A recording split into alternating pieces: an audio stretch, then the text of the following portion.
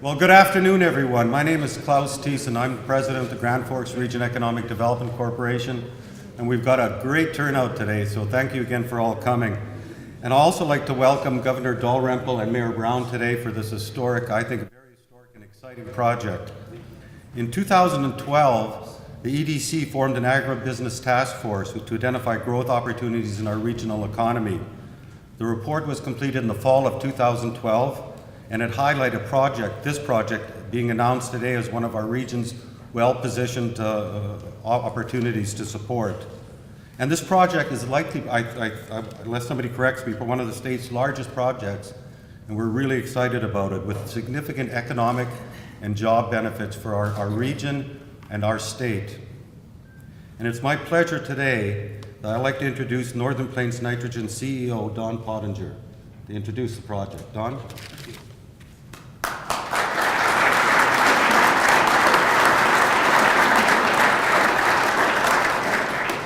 Well, thank you, folks. This is indeed a pleasure. I could take these comments, brief as you hope they are, in many facets. But you know, fate is funny. I went to the University of North Dakota, and walking down the hall here and walking by the washroom, I was looking at the pictures on the wall from the Grand Forks Herald dating back, and it had a picture of the front page of the paper where JFK was assassinated, and everybody knows where they were that day. Those of you who have been around long enough to have been here during that day. I look around, I think a few of you were. But I was playing racquetball at the University of North Dakota, and there's just the odd thing you can remember, and that brought back that memory. I would really like to thank all of you for being here. Special acknowledgement, of course, for the Mayor of East Grand Forks, Lynn Stouse, Mayor of Grand Forks, Mike Brown, the Governor you will hear from. We appreciate you taking time from a very busy schedule, Jack Dalrymple, who does not need any introduction to this group, obviously, and the President of the City Council, Hal Gershman. Now, I should acknowledge one other person. This is a little off the cuff. Jim Satram. I taught Jim to curl. He didn't learn very well, but he's here today, and when I think of Jim, I think of curling. Okay. I'm going to give you a few shots, few points from an overview standpoint, and then you're going to hear from people on our team. You're going to hear from civic people and state. This is an exciting time for the people in this room and the surrounding parts of North Dakota, southern Manitoba, southern Saskatchewan, Minnesota, and the nearby states. Just to give you some background as to the thinking that went into the project, which has now become Northern Plains Nitrogen. More than half the nitrogen that is used to produce the crops in the USA is imported.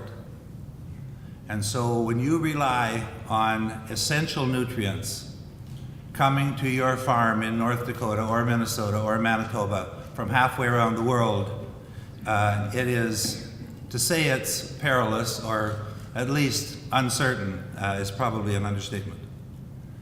Because of that reality, if you follow the fertilizer industry at all, you may have heard that there are near 20 new plants, that have been, quote, proposed. Proposed does not mean approved. Proposed doesn't mean here's another one and there's 19 more or 15, whatever it means. It means that there is a need for more North American production. And so from our standpoint, from those of us who represent Northern Plains Nitrogen, if you follow fertilizer prices in North America, in the United States, the highest priced nitrogen is right here. The reason is it's imported. It comes from some foreign country on a ship. It's moved onto a barge, generally in New Orleans, moved up the Mississippi River, transferred from a barge to a rail car, and then sent to its final destination. This is a perilous way to do business. The product has to be ordered 3 months ahead of time, generally paid for.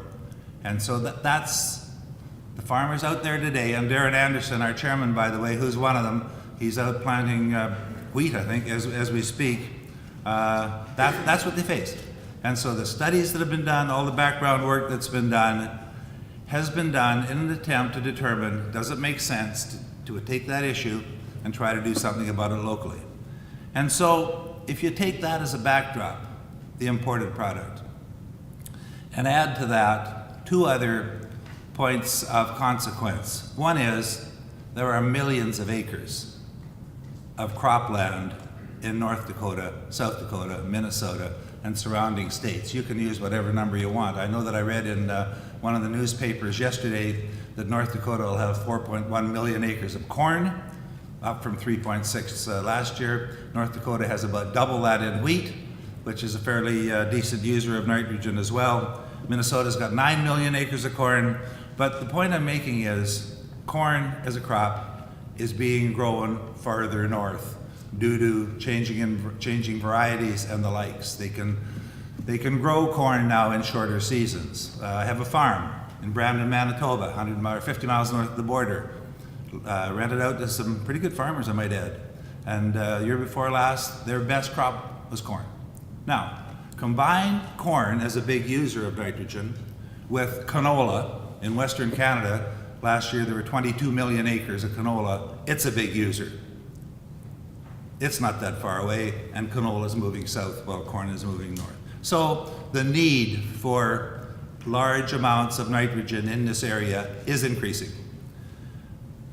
The point I would tie in with the fact that the cropping acres is in need of more nitrogen is the fact that in North America, natural gas has become abundant and competitively priced. You don't have to go back all that many years to get to the point where the USA and Canada exported nitrogen. But when the price of natural gas shifted so that it was cheaper offshore, plants were built offshore. As we speak, natural gas availability in North Dakota and surrounding areas is accessible, is competitively priced, and is a real reason that a plant like this makes as much sense as it does. You'll hear more about that from our two experts on the side here. I'm going to just wrap up these brief remarks by saying that I think you got handouts. It talks about the project. It's very well done, I think. But I want to boast a little bit about the fact that we have an excellent group of people who serve as our board of directors and as our management team. And as a result of that, I think we have the skill set and support in place to make this thing a reality. The last point I'm going to make at this particular juncture is my, just thanks to the people of Grand Forks, Keith, Klaus, and others. I don't want to finger any and leave others out intentionally. I'm not doing that. But the way you do things, the way you make, I consult for a living. I used to. I actually used to insult for a living, but it's not as profitable. So I consult for a living. I used to make the point when you're dealing with a customer, key to keeping a customer, they go where they are invited and they stay where they feel welcome. And this is no different. When you come to Grand Forks, North Dakota, you can just see you people pulling together the effort that these folks have put into it. I mean, they just get stuff done. We show up here and there's just no loose ends, and that is does not go unnoticed and is very much appreciated. We're going to turn it back over to Klaus. We're going to have more speakers. I do want you to know we're available after for questions, whatever you want. And I might also add, I think you're going to have to cut the cookies in half with this turnout that you got here.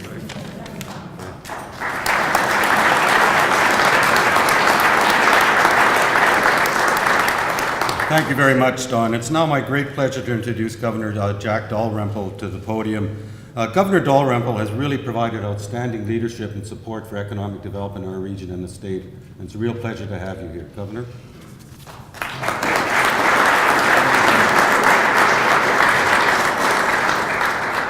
Klaus, thank you very much. Pleasure to be with you today. I tell you, as a consumer of nitrogen fertilizer, I couldn't be more delighted to join you and hear about this project. I've been telling people, Don, for years and years that we should have a nitrogen plant in this part of the state. Why has it taken you so long to respond to my advice. It's never too late, and I don't need to tell you that this means a lot to an area of the United States that is known as one of the greatest agricultural areas in the nation, and in fact in the world. And what a great step forward to bring this kind of a plant into our area. Mayor Brown, great to be with you again. I was just here a couple of days ago. I'm planning on coming back before long. There is so much activity in this part of the state these days.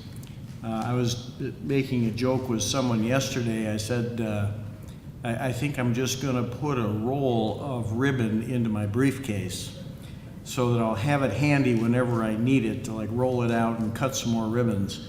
It's been like that lately throughout the state of North Dakota.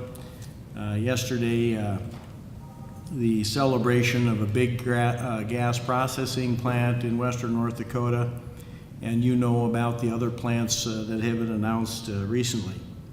And Klaus, congratulations to you and your group. You do so much great work.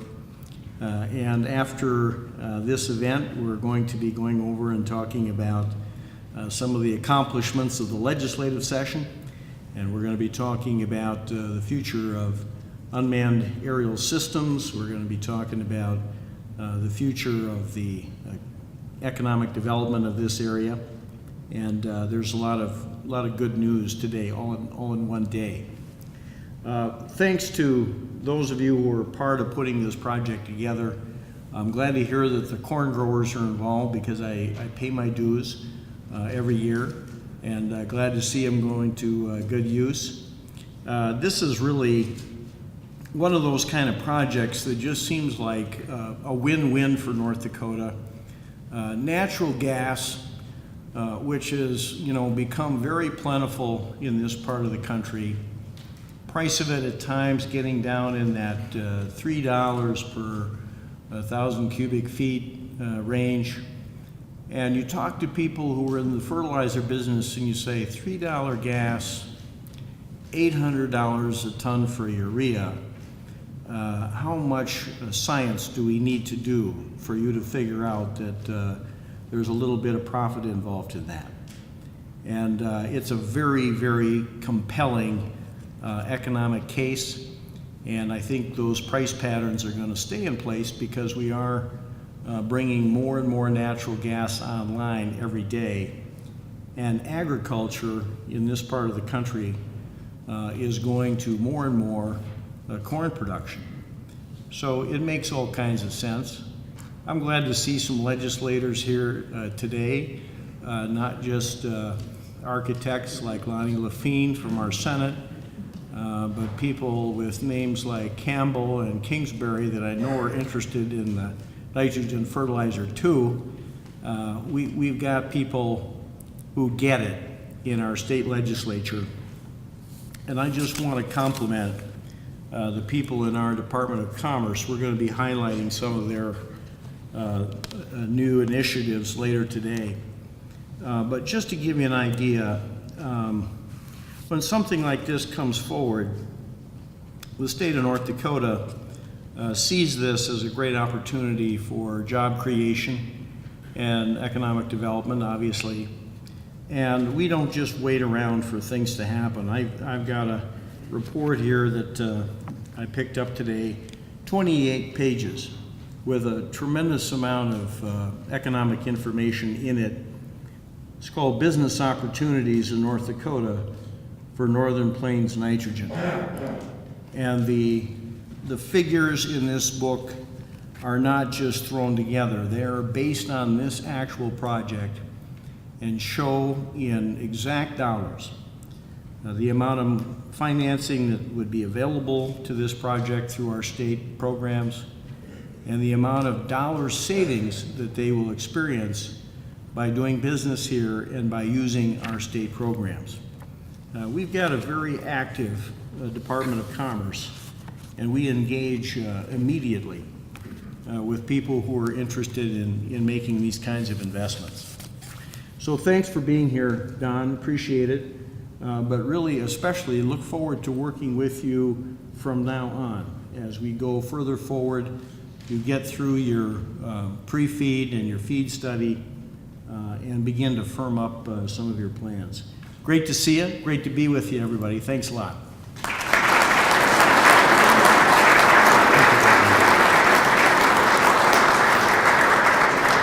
Thank you very much, Governor. Really appreciate your remarks. And before I ask Mayor Brown to come up to the podium, I'd just like to acknowledge Mayor Brown and his team in the city of Grand Forks. And in particular, again, I have to acknowledge the department heads who've worked closely with us and our key partners in this effort as we move forward and will help us make this project a success. So thank you to Todd Phelan and all the other department heads. I'm not going to start mentioning names either, but Todd's taken a leadership role from the city standpoint, and I appreciate that. With that, Mayor Brown, please.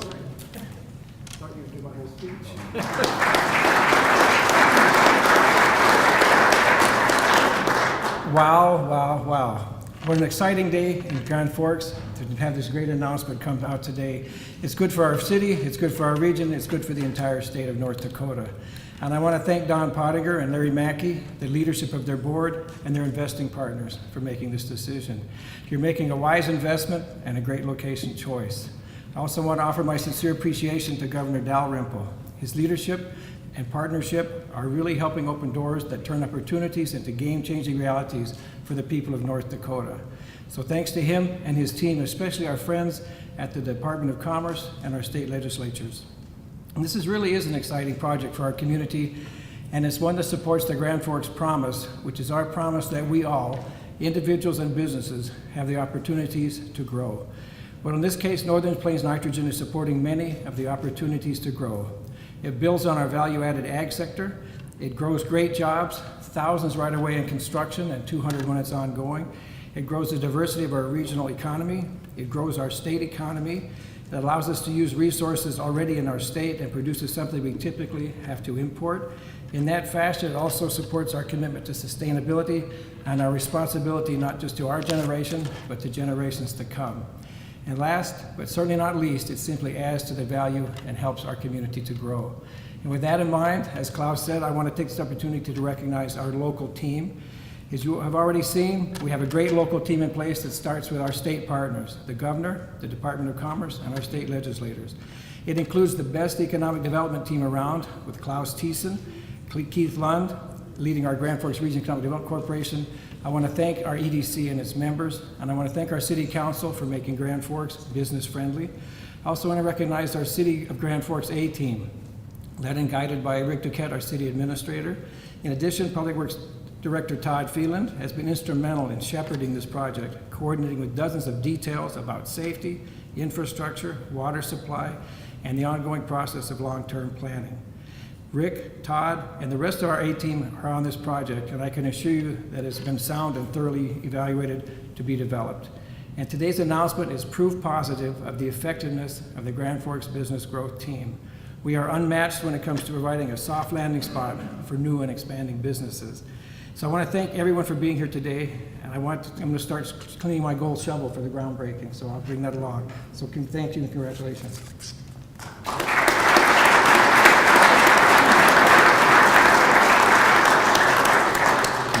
Thanks to both of you. Those are very interesting and complimentary remarks, and we agree, needless to say, wholeheartedly. I elbowed my way back in here because I wanted to make the point that for a project like this, imagine 1.5 billion. When I sit down with the numbers and the background work, I sometimes wonder, does that comma go there, or does that zero go there or there? This is a big deal. Things that are absolutely essential are: you have to have a good supply of natural gas. You have to have a site, obviously, a good site, and believe me, they aren't everywhere. You have to have the thing financed, and you have to have offtake. This plant runs every day, all day. So we have with us Larry Mackey and Doug Stone. Larry is an engineer. He has spent, you say 43 years, right? We've worked together for 40. We both come from the Simplot family, and so we know each other fairly well. He has spent his life in and around nitrogen plants. He ran the Brandon plant. He worked with Simplot in Pocatello, Idaho. He went away from Simplot, he started his own company, Mackey International. He has built plants, relocated plants, refurbished plants. If it comes to nitrogen, this guy gets it. And we're fortunate to have on board Larry Mackey, and he will give you a little background on the technical side of what we have here. I never saw anybody stand on a gravel road and drool over a piece of flat land quite like he does when he goes to where we are. Anyway,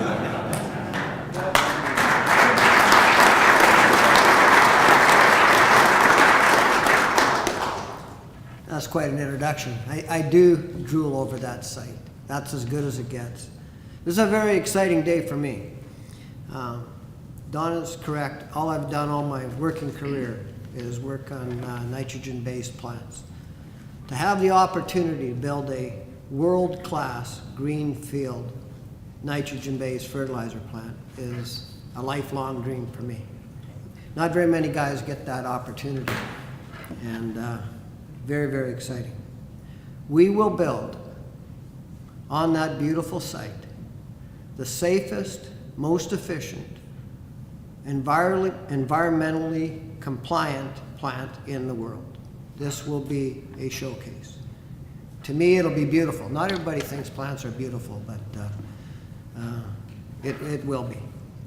The site that your folks offered us is absolute perfection. I did drool over it. And there's a lot of things that are important in choosing a site. First of all, you need acres. So our plant site, we have secured in excess of 300 acres. We need to be close to the feedstock. And the feedstock for a nitrogen-based plant is natural gas. We have a choice of several pipelines.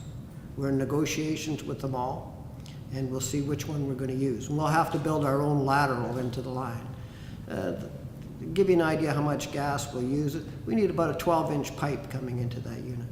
That's and that's just for our plant. We need water. The key point, the key parameter in choosing this site was water.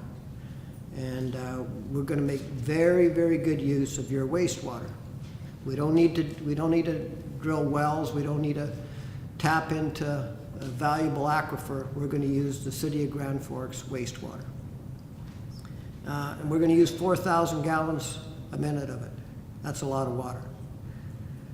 We will collect our storm water, put it in a pond, and we'll use that also. We're going to make good use of a very valuable resource. We have to clean up that water. It's I won't tell you what I call that kind of water, but it's sewage. So we'll have to filter it, use RO, and we'll take this dirty water and produce angel's tears, as I call it, to feed our boilers, and we'll circulate about close to 200,000 gallons a minute of cooling water, somewhere between 150,000, 200,000 gallons a minute. But we need makeup water because that water evaporates. So that's why we need a significant supply of water. The effluent from our RO units, which will be clean, will go back to the wastewater pond. And the City of Grand Forks will handle that, and it'll flow to the Red River. Another important parameter in choosing a site is transportation for our products. We need both rail and highway. We're within a stone's throw of the BN Santa Fe Railroad. We have the land secured to bring our own spur into our site. And we have access to I-29 and Highway 2. So we've got north, south, east, west perfectly covered. The other thing that's important in a site is it should be level. And you don't get a site more level than that one. It's perfection. And the other key component is labor. We will peak at a workforce of approximately 2,000 tradespeople to build the plant. And we will employ a minimum of 135 full-time people to operate and manage the site. These people will be very highly trained and skilled. when we go to start up that plant. And these will be very, very interesting and high-paying jobs. You know, I just, you know, a lot of my buddies say, Mackie, why don't you retire? You know, you can tell by the color of my hair, I've got a few years on me. Most of my friends have retired, so why don't you retire? I said, I'm having too much fun. This is a fun business to be in. Every day will be interesting in the plant for the people that work there. I just as soon work in a plant like that as fish, and I'm not exaggerating. These people will have a great time. And the community, this is a fantastic community. Like, you know, we looked other places, but we never got the reception anywhere else that we got here. Klaus and his team, the city officials, you are fantastic people to work with. Thank you very much for doing that. You're all wondering about the schedule. We couldn't hold this press conference until we had all that land secured. We secured the last piece of land that we needed 2 weeks ago. As soon as we had it secured, we phoned Keith and Klaus and said, hey, we're ready for our press conference. And we've been scrambling. This took a lot of effort to organize this and put together. Again, the folks in your community organized it. We're going to start our pre-feed study now that we have the site. We couldn't start it before because pre-feed and feed studies are site-specific. Feed stands for front-end engineering design. Now we're going to start our engineering. Construction, that you want to polish up your spade, get it polished up for the spring of 2015. You got lots of time to polish it up because there's a lot of engineering to do. And we plan to be in operation early in 2017 so that we can supply product for that spring planting season. And what else is important? It's important to build the plant in the market. You know, in the 60s in Canada, J.R. Simplot built a plant in Brandon where Don and I cut our teeth in this business. And we were in the market. Other producers built plants in Alberta, and sure there's farmland there, but they had to export their product a long ways. And the products we produce are freight sensitive. You don't ship pounds, you ship tons, you ship rail car fulls of product and truckloads. So it's very important to be in the market. And as the governor said, this is some of the best farmland in the world. We wanted to be in the Red River Valley. And the guy who knows a heck of a lot more about that is Doug Stone. He knows how to market the products that we produce, and with that, you can listen to Doug talk about how great this market is. Thank you very much.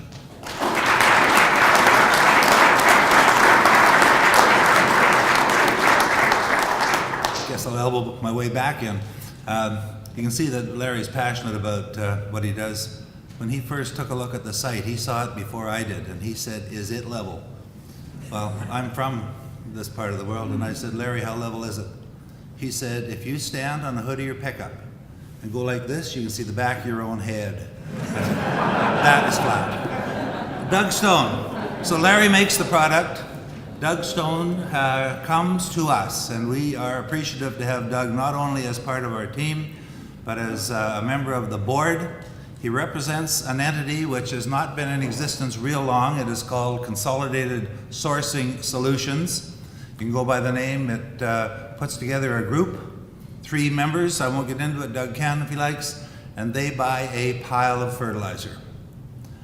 He lives in, I think you live in the South Dakota side, don't you? You live in the, which side of the river do you live on down there? Sioux City. Sioux City. Okay, lives in Sioux City. But Doug comes with a tremendous background in marketing from Terra. Any of those, excuse me, those of you who are familiar with the companies in this business, Terra's a big player, was a big player. He was responsible for more than 5 million tons of product a year to distribute, and that's a lot, even if you say it fast, compared to what we'll make here, it's a lot. He has great expertise, great knowledge and insight into product movement, logistics, storage, marketing, and all the things that go with it. And so it is a real pleasure to also have Doug Stone take the stand for a minute. Is this the stand or the stage? What do you call it? And not the stand, is it? To tell you about the offtake side of our business. Doug? Thank you, Don. It's exciting to be here, pleasure to be here, and Governor, Mayors, thank you for all your support. I've actually just got a couple things I want to comment on, and certainly, as Don mentioned, we're here available for questions and answers. One of the roles that I had when I was at Terra Industries, in addition between procuring product and selling it, was business development. And I used to travel around the world looking for places to build nitrogen plants. And Terra was in the nitrogen production business, that's what we did. And as we looked to grow that, we looked at places to invest. So I spent a lot of time in places like South America, North Africa, Middle East. And for me, to think that we're today talking about building a plant in our backyard, in the market in North Dakota is extremely exciting compared to what the alternatives were we were looking at just 4 or 5 years ago. So that's one point. The other is, as Don mentioned, my current role is in procuring and sourcing fertilizer. We do buy about 1 million tons of fertilizer for the cooperatives I work with. And as a buyer, when I sit and look at how am I going to source nitrogen coming into the marketplace that I need it in the Northern Plains, in the Dakotas, and I'm looking at having to buy product out of Egypt or Saudi Arabia or China, produced halfway around the world, putting it on vessels and shipping it all this way and all the costs that go along with that, and hoping it gets here in time for the spring season and all the logistics and coordination behind that long supply chain. Again, it's extremely exciting to think about having a plant right here, a security of supply, producing high quality product that's going to be here when we need it. This area imports a significant amount of nitrogen. As Don mentioned, the U.S. imports over half of its nitrogen. This area imports almost all of its nitrogen it needs. We don't have any production plants in this area. So again, to have the ability to have these tons right here in our backyard is just extremely exciting. I'm pleased to be here representing the NPN board. Certainly look forward to working with all of you and appreciate again all your support. And that's really all I have prepared. So thank you.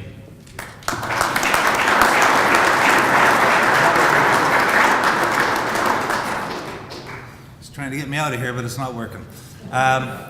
We have with us a board member and a member of the North Dakota Corn Growers Association, Dwayne Dowes, and we thought we'd have a real live farmer make not that you aren't, sir, a real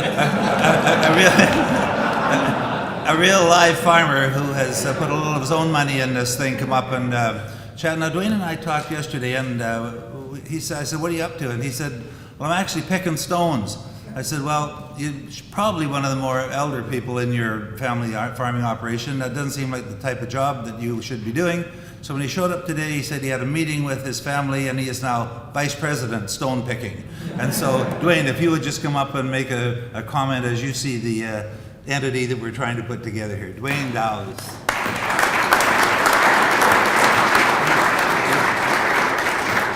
Thank you, Don. The first thing you'll learn about me very quickly is I give very short speeches. And it's either because I don't know a lot or I can't remember what I was going to say. And most of what I'm going to say has already been said, but it does bear repeating. Our focus all along as we began this project was to utilize an abundant natural resource that our state had and to create a product that our farmers needed in this region, to create a stable supply. And our ultimate goal all along has been to have the end users of that product be the main beneficiaries. With that, on behalf of the Northern Plains Nitrogen Board, I want to thank the community and City of Grand Forks for their support, for helping us to get to this point. Thank the Governor and the other dignitaries for hosting this event and being here today and all their kind words. And with that, I look forward to the future working together. Thank you.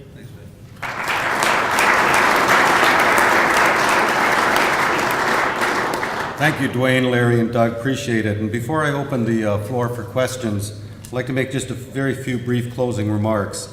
Just indicate that the EDC is committed to our core objectives of business retention, expansion, creation, and attraction. And the NPN project just announced is an example of strategic growth based on our region's strengths. We look forward to working with NPN over the coming months to help move this project forward and enhancing our region's agribusiness sector. And I really believe this is a great day for Grand Forks, the region, and the state of North Dakota. And thank you. Now we can open the floor for questions. Also let you know there'll be refreshments in the back when we finish our press conference. But Donnie, you'll be available to direct questions right now? I'll be Not sure as I available can. to deflect. Don will be available to deflect him, he said. So. Quick one for Don and one for Larry here. Could you speak a little, not that this project isn't big enough, but to get you at the microphone? Does this... Both of us, sorry? One at a time. Does this also offer some opportunities for spin-off businesses? Spin-off businesses? Yeah. Well, needless to say, when you put in an entity of this size, there's a lot of activity that happens around it. I think the multiplier, what was it, Larry? Well, the one in Brandon, I'm sure, is 10. Yeah, I think that the multiplier that is generally associated with an undertaking like this is 10 to 1. So for every one somethings you do, there's the multiplier of 10, jobs, dollars, people, and the likes. Think about it. This thing runs every day, all day. It produces 2,200 tons of ammonia that is upgraded to other products. It all has to go somewhere else. We won't be using any on site. There will be, for instance, probably 100 trucks a day. And rail cars, it varies with how far it goes and what products we sell. But when you consider the truck drivers that will be needed, the storage that's needed and all those sorts of things, it boggles the mind to consider the spin-offs and the multipliers. Larry and I, like we were talking about earlier, we both worked with the J.R. Simplot company in Brandon, Manitoba. When that plant was built, almost immediately, an entrepreneurial guy by the name of Paul Albrechtson, who is in the trucking business, Paul's Hauling, he's got 1,000 trucks now, he put a facility, a trucking facility, right across the street. Fixes trucks there, hauls product, he's right there. That sort of thing is just going to happen. The example I used this morning with a couple of people, it was like when south of Minneapolis, I live in Minneapolis, and if you go south there wasn't really much on the west side of the highway around Owatonna till Cabela's showed up. Then there was a service station and a liquor store and a hotel and a restaurant and this and that. This sort of undertaking creates a pile of associated activity. I don't want to overstate it, but think about it. If Larry Mackey, at the peak of construction, is going to need about 2,000 people, that filters into a lot of activity, commercial and economic activity in the area. In fact, to the point where it's more, perhaps, it could be perceived as more of a problem than of a benefit for that short length of time. And I think if you go to the west side of the state, you can get a pretty good look at how this good fortune can affect you. I hope that in some way or other answers the question that you had. And Larry, Good. there's also another side of this. Anhydrous accidents happen all day, every day. There was another one today. Anhydrous leaks, nitrate-based fertilizers explode, as they did in Texas. Is there any safety concern with this point? Repeat the question, Larry, so the people. Yeah, I think the question concerns the safety of building the plant in the community.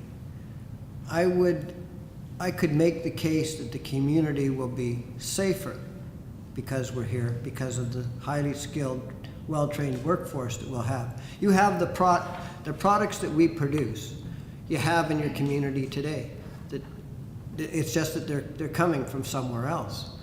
So the ammonia that's being transported is either coming from Canada or coming up the river and is being distributed in this area.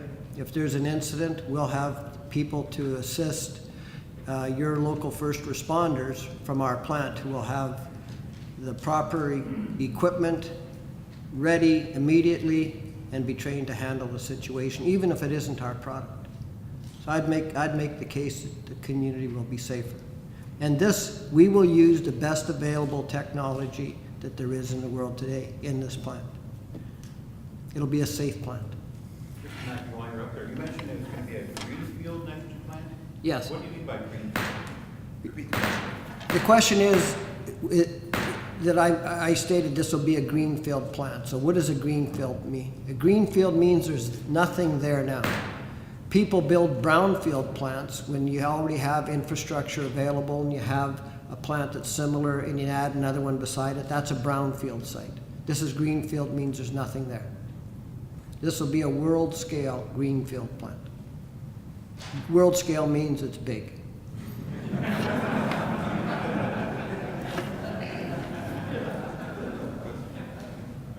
Don, I have a question for you regarding equity. Is the money all set? Is there still room for people to, farmers and others to be involved? You know, if there's a question I'd like to deflect, it's this one, and I'll tell you why. When you go out to get your arms around a project that is going to require in the vicinity of $1.2 billion, needless to say, that is a very paramount consideration. But let me try to explain, and I might get some help from the folks who are alongside here. The regulations and the rules that the Securities Exchange Commission uses to govern what we can and can't say at this particular point in time make it impossible for us to tilt our hand half as far as I feel like doing. I can tell you, if you know what I know, you'd be happy. But we pay a lawyer fairly handsomely to get his advice. And his advice was, don't talk about anything along that line. Is he here? I thought he might sneak in the back. But we were taken aside and said, you absolutely, based upon the fact that if you tilt your hand at all, the SEC can come along and say you're forward selling, you're doing all this kind of stuff. And we learn slow, but we do learn. We had to change our mission statement. So that we don't say absolutely anything that would answer your question. Now, if you've ever seen anything sidestep better than that, I'd like to hear about it. But you know, we need 1.5 billion. We have people, we have companies around the world. One has been to Grand Forks already to visit the site. One is coming here next week. They got deep pockets. They're interested in North Dakota. This thing makes sense to people who are in the business. But you know, I guess like the company I used to work with, they said, a secret is something you tell one person at a time. It'll take me quite a while here to get through all of you, but we just can't disclose it. But I think the way if you go back, if you heard the question, and if you figured out what he was getting at, you probably got it figured out. I can't say anymore. Question? How does this project interact or conflict with or work with CHS's similar project? What was that again now? How does this project work together, or not work together with CHS's? Oh, how does it work together? Well, let me put it in perspective. I probably should slash this over to Doug Stone because he's got the numbers. We announced in June of last year our intentions to build a plant in the Dakotas. We weren't sure where at the time. CHS was looking at doing the same thing at about the same time. And CHS announced a plant to be built in, I think, Spiritwood. They announced about a month after us. So our thinking is this. There is a need for a pile of nitrogen fertilizer in this area. When you think about the size of a plant we're talking about, you think, well, that's going to flood this market. That's going to make it so the supply demand's out of whack the other way. Whereas in reality, there's a lot of room for nitrogen produced close to home in this market. In fact, this is not the first time I've been asked this question. And my pat answer is this. If you are a grower in the Dakotas, your main concern, believe me, is not whether or not there is one plant or two plants. Your main concern should be, what if there are no plants? When you consider what Doug Stone had to say about where the product comes from and how much is needed and how much is used, there's a lot of need for nitrogen products in this area. At this point in time, they're coming from somewhere else. And I think if you run the numbers, 2 plants won't fill that void. Can you identify some of those numbers? Talk to us about. Doug probably can. He's got them at his fingertips. I just make them up. Go ahead, Doug. Yeah, thank you. Talk to me about what the goal is to produce here and Yeah. what's needed. Well, to this plant specifically on volume, and I looked to Larry, right now, 2,200 ton a day ammonia plant. That plant will produce somewhere in the neighborhood of 800,000 tons of dry urea, about 500,000 tons of UAN, 32% nitrogen solution, which is a clear fertilizer solution, liquid. We'll have a little bit of merchant ammonia, so that's ammonia left over after it's been upgraded to the tune of around 40,000 tons. And we'll also have some industrial grade nitrate that I think somewhere in the 100,000 ton range. So that's the product mix. As far as the market here, this market, and if I focus specifically on urea and UAN, and the market would be defined as the Dakotas, Minnesota, southern provinces of Saskatchewan and Manitoba, and perhaps a bit into Minnesota, if I didn't say that already, Wisconsin and Nebraska. Those kind of the target market around this facility. Those markets require an additional, this is import numbers, an additional 2 million tons each of urea and 2 million tons of UAN 32 that they have to bring in from someplace else to meet that demand. So it's a significant volume. So when we look at a plant like this, we're producing 500,000 tons of liquid solution, UAN, 800,000 tons of urea. We still have a lot of nitrogen we need to bring into this marketplace to balance that demand. And to just tag on to kind of what Don mentioned about, and to carry on with the question about CHS, we look at a state like Oklahoma, and over time Oklahoma has evolved where it has a number of nitrogen plants. In fact, Oklahoma has 4 large nitrogen facilities in that state. Oklahoma is not a huge ag market specific to nitrogen requirement. It's certainly nothing like the northern plains as it requires nitrogen. And we have 4 plants in that state. And those tons are being exported out into other states and other areas. So when I look at this area, does it need a plant? Absolutely. Does it need 2?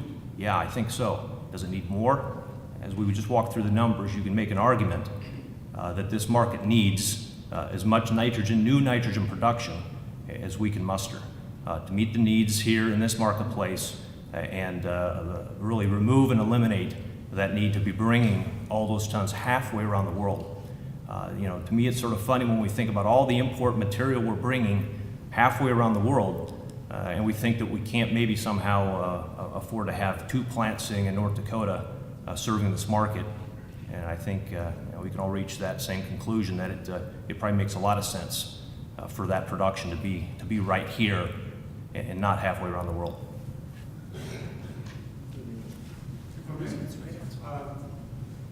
Clearly this seems to be nothing but wonderful economics. Someone's already asked about safety issues, and I'm encouraged to see Chief O'Neill assenting. He seems to agree that this will be a safe plant. And of course, that's part of the process we'll engage over the next year or so to assure that kind of thing. Here's a question I need to ask. Here in the spring, with our lagoons melting, and it was a story on the front page of the paper. What does a nitrogen plant smell like?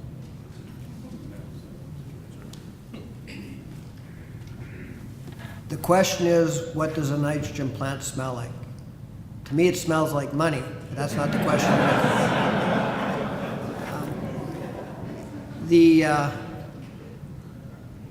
I can't promise that we'll never have a leak that's 100% contained, like, say, we have a gasket failure in a line. But what I can promise you is this: relief valves, process vents that have ammonia in it will be vented to a flare and burned. There will be no smell from those. But we may have a gasket failure and leak some ammonia. I would be dreaming if I had said that would never happen, but I doubt you would smell it in the town. Doubt very much. And if it was, it would just, that's got a whiff of ammonia. That's as clear an answer as I can give you. But the ammonia tank, we'll have a large low pressure ammonia storage tank. Low pressure means the tank is refrigerated. You have a couple down the road. The tank that we will build will be a double integrity tank. That means it'll have a double floor, a double wall. If the inner one leaks, it's contained by the outer one. You'll never even know what happened. We'll know what happened because we'll have a detector to tell us that we've got some ammonia in the annular space, and then we'll take appropriate action. This will be a safe and environmentally compliant plant, the best in the world. Larry, would you also talk about safety as far as terrorists and things that might look at the plant? Can you address that? I think the type of security that you have around the plant also. The question is, what type of security will we have? The plant will be manned by operators, supervisors, 24 hours a day, 7 days a week. We'll have a secure fence around the entire plant area. We will have 24-hour security people at the gate. You will not be able, nobody will be able to just drive up and drive in the site. There will be security people manning the site 24 hours a day, 7 days a week. That's just good business. Any other question? How many sites did we look at? How many sites did we look at? We looked at sites in other states. We looked at other sites in this state. There was quite a debate to build whether we're going to build on the east side of North Dakota or the west side. The west side has more water. This side is, I learned, is quite dry. We wanted to be on the east side because this is the best market, and it's always best to build the plant in the market because we manufacture freight-sensitive materials. These 135 people, are these people that you have to import, or are they people already here, and what are they trained in, or how do they get there? The question is, where will the 135 people that we mentioned come from, and what will they be trained in? We will do our best to hire local people. Why? Because one is, that's good business. We hire somebody from, say, a different part of your country, and the person who's a worker, their spouse, comes with them, of course, and they get homesick after we put years of training into those people. And then we lose them. So it's way better, way smarter to hire local people because they stay. And give you an idea, it takes a long time to train an operator, to train a maintenance person. It takes years.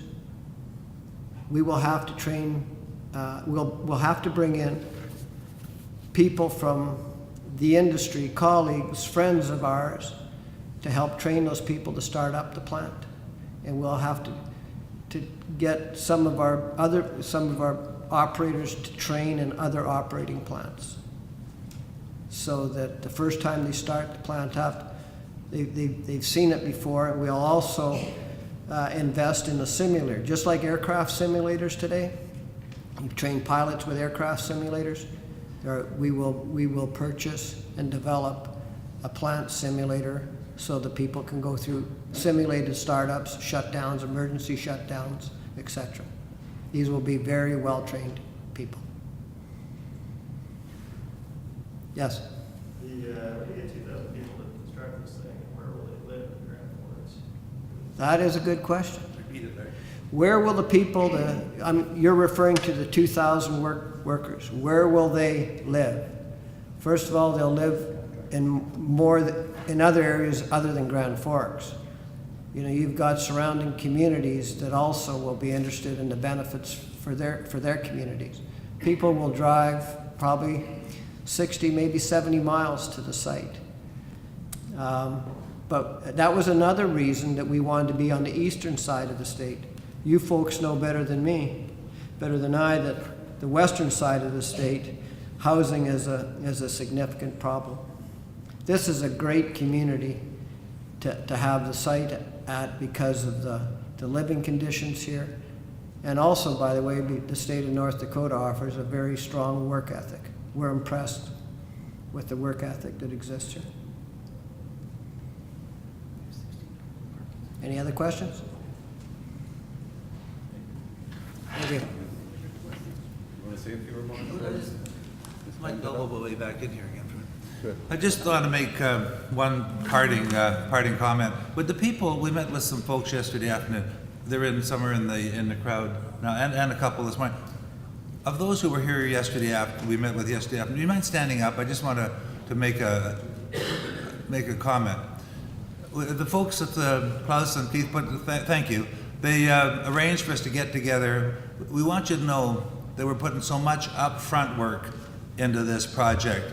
The fire department, police, health, all the things that just absolutely have to come together in an orchestrated way are being attended to, first of all, to the best of our ability, and obviously to the best ability and interests of the local folks. And so with that, I'm going to thank you. This attendance is overwhelming, believe me. When I walked in and saw all these chairs here, I thought, man, there must be something else happening here.